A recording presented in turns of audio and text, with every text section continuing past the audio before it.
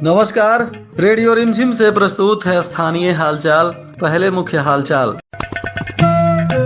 निसंतान दंपति ने छोटी मासूम बच्ची को लिया गोद और डीएम ने कर्पूरी ठाकुर को किया नमन। सारण आयुक्त पहुंचे थामे मां भवानी के दरबार की विशेष पूजा अर्चना।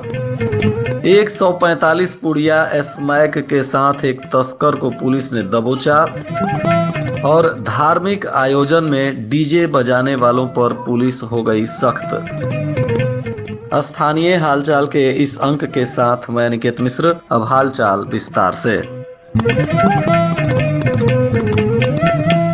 दत्तक ग्रहण नियमावली 2022 के प्रावधान के अनुसार जिला पदाधिकारी ने आज एक 5 महीने की बच्ची को पटना से आए उसके दत्तक ग्रही माता पिता को अंतिम रूप से सभी कानूनी प्रक्रिया को पूरा करते हुए सौंप दिया। इस दौरान दत्तक ग्रही शिवम तिब्रेवाल और बिनती तिब्रेवाल जो निसंतान दंपति हैं, इन्होंने प्रशासन से बच्ची को गोद लेने के लिए अपील किया था और इस पर सभी कानूनी प्रक्रिया को पूरा करते हुए अंतिम रूप से बच्ची को सौंप दिया गया। इस दौरान जिला पदाधिकारी मोहम्मद मकसूद आलम ने जिले के सभी लोगों से अपील किया है कि यदि कोई बच्चा बच्ची अनाथ मिलता है तो उसे विशिष्ट दत्तक ग्रहण संस्थान हजियापुर को सौंप दें तथा किसी निसंतान दंपति को अगर बच्चा गोद लेना हो तो केयर के website central adoption resource authority के द्वारा ऑनलाइन आवेदन दे सकते हैं। इस दत्तक ग्रहण के अवसर पर प्रशांत मिश्रा सहायक निदेशक सहित तमाम पदाधिकारी गण मौजूद रहे। बिहार के भूतपूर्व स्वर्गीय मुख्यमंत्री कर्पूरी ठाकुर जी की पुण्यतिथि पर उन्हें गोपालगंज के जिला पदाधिकारी मोहम्मद मकसूद आलम ने माल्यार्पण कर उन्हें श्रद्धा सुमन अर्पित किया। शिक्षा विभाग कार्यालय में स्थित उनकी प्रतिमा पर पदाधिकारियों ने श्रद्धा सुमन अर्पित करते हुए स्वर्गीय कर्पूरी ठाकुर की जीवनी, उनके साहित्यिक योगदान और राजनीतिक क्षेत्र में किए गए प्रमुख कार्यों का समर्थन किया। इधर सारण के आयुक्त सर्वानंद एम ने आज थामे मां भवानी के दरबार में पहुंचकर एक अद्वितीय पूजा अर्चना का आयोजन किया। इस दौरान उन्होंने माता रानी को उनकी कृपा और आशीर्वाद के लिए नमन किया। यह पूजा समाज में भक्ति और श्रद्धा की भावना को स्थापित करते हुए उत्सव की भावना को भी बढ़ावा देती है। समाज के लोगों ने इस पूजा में उत्साह और भक्ति से भाग लिया और उसे सांस्कृतिक एवं धार्मिक महत्वपूर्ण भी माना गया। इस उत्सव से समाज में एकता और समरसता का संदेश देकर लोगों को एक साथ आने के लिए प्रेरित किया गया। जादवपुर पुलिस ने 145 पुड़िया स्मैक के साथ एक तस्कर को गिरफ्तार किया है। बताया जा रहा है कि पुलिस ने जादवपुर थाना क्षेत्र के खजुरिया गांव निवासी मोहम्मद आलम के पुत्र मोहम्मद अफरोज को स्मैक के साथ पकड़ लिया। गुप्त सूचना के आधार पर पुलिस ने बंगरी बाईपास पुल के पास छापेमारी की, जहां इस आरोपी को गिरफ्तार कर लिया गया है।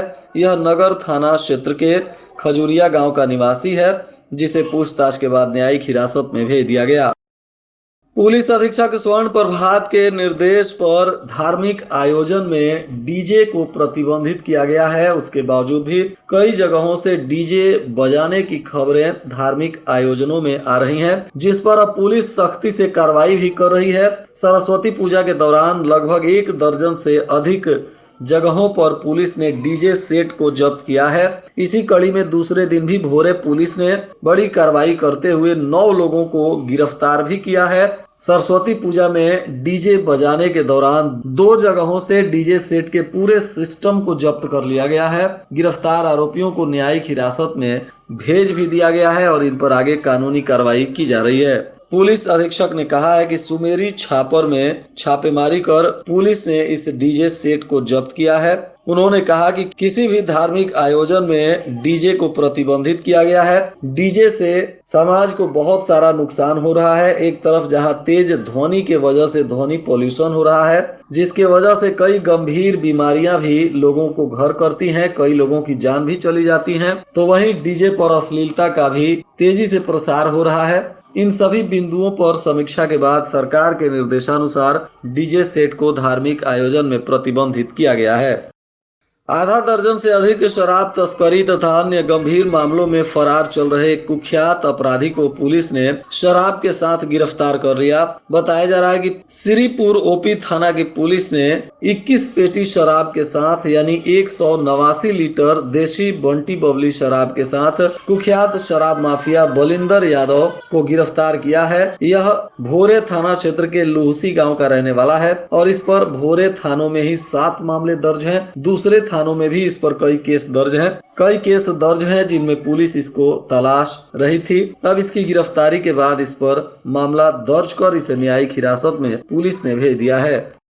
माझा पुलिस ने एक मामले में चोरी की मोटरसाइकिल को बरामद किया है, जिसके बाद न्यायालय के निर्देश पर इस वाहन के स्वामी संजय कुमार पांडे, जो सिवान के सराय थाना क्षेत्र के रहने वाले हैं, उनकी मोटरसाइकिल अब उन्हें सौंप दिया है। इस मोटरसाइकिल को पुलिस ने बरामद किया था, जिसके बाद न्यायालय के निर्देश पर अब वाहन स्वामी को सौंप दिया गया। लोकसभा चुनाव को लेकर लाइसेंसी हथियारों का भौतिक सत्यापन शुरू कर दिया गया है। सभी थानों पर आए दिन लाइसेंसी हथियारों का सत्यापन किया जा रहा है, तो वहीं इनमें बिहार के बाहर से लाइसेंस प्राप्त करने वाले लाइसेंस धारियों की विशेष निगरानी कर सत्यापन किया जा रहा है। कई लोगों के हथियार को आवश्यक दस्तावेज नहीं मिलने पर पुलिस ने जब्त भी किया है और आगे की कानूनी कार्रवाई भी की जा रही है।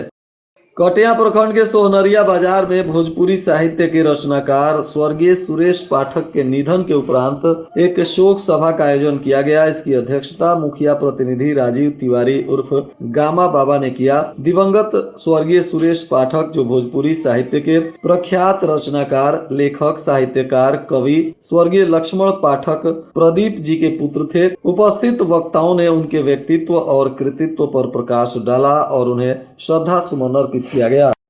पुलिस अधीक्षक स्वर्ण प्रभात ने आज साइबर थाना का निरीक्षण किया। इस दौरान उन्होंने एक बिंदुओं में चल रही केसों का जांच पड़ताल कर आवश्यक दिशा निर्देश दिया है, लंबित मामलों की समीक्षा की है और साइबर अपराधियों पर नियंत्रण करने के लिए तथा साइबर अपराध पर रोकथाम के लिए अभियान चलाने और लोगों को जागरूक करने के लिए भी उन्होंने पदाधिकारियों को निर्देशित किया है। इधर मोहम्मदपुर पुलिस ने भी 51 शस्त्रों का सत्यापन किया। बैकुंठपुर पुलिस ने 4, कटिया पुलिस ने 4 और श्रीपुर पुलिस ने 1 शस्त्रों का सत्यापन किया है। साथ ही सत्यापन के उपरांत मोहम्मदपुर थाना के द्वारा 1 आर्म्स तथा 5 कारतूस को सीज किया गया है। वहीं बैकुंठपुर थाना क्षेत्र के खैरा आजम गांव के स्टेट हाईवे पर हुई एक सड़क हादसे में एक शिक्षिका घायल हो गई। यह शिक्षिका डुमरिया स्कूल में पदस्थापित है। इनका नाम अंजू सोलंकी बताया जा रहा है। फिलहाल स्थानीय लोगों ने इन्हें सरकारी अस्पताल में भर्ती करा दिया है, जहां इनका इलाज चल रहा है। वहीं बैकुंठपुर के पीपरा बाजार में आपसी विवाद को लेकर हुई मारपीट की घटना में 2 महिलाएं घायल हैं। घायल महिलाओं में लीला देवी और शिवझरी देवी का इलाज सरकारी अस्पताल में चल रहा है। इधर थामे पुलिस ने छापेमारी करते हुए एक वारंटी को उसके घर से गिरफ्तार कर लिया है। यह आरोपी बढ़ई हत्ता गांव का रहने वाला हरे राम पाठक है, जिसे पुलिस ने पूछताछ के बाद न्यायिक हिरासत में भेज दिया। गोपालगंज के सांसद डॉक्टर आलोक कुमार सुमन ने वायोश्री योजना के अंतर्गत सामाजिक न्याय और अधिकारिता के अंतर्गत सहायक उपकरण शिविर का आयोजन किया, जिसमें आज भी बहुत सारे जरूरतमंद लोगों के बीच सहायक उपकरण का वितरण किया गया। इसमें कुल 195 निःशुल्क जीवन सहायक उपकरण भोरे प्रखंड और विजयपुर प्रखंड में मिलाकर जरूरतमंद लोगों के बीच दिया गया। इस दौरान सांसद अपने तमाम साथियों के साथ मौजूद रहे और उन्होंने लोगों को उपकरण देते हुए उनके उज्जवल भविष्य की कामना की। और आज के मौसम का तापमान गोपालगंज में न्यूनतम 14 डिग्री सेल्सियस और अधिकतम 26 डिग्री सेल्सियस रहने की संभावना है। अंत में मुख्य हालचाल एक बार फिर। निसंतान दंपति ने छोटी मासूम बच्ची को लिया गोद और डीएम ने कर्पूरी ठाकुर को किया नमन। सारण आयुक्त पहुंचे थामे मां भवानी के दरबार की विशेष पूजा अर्चना।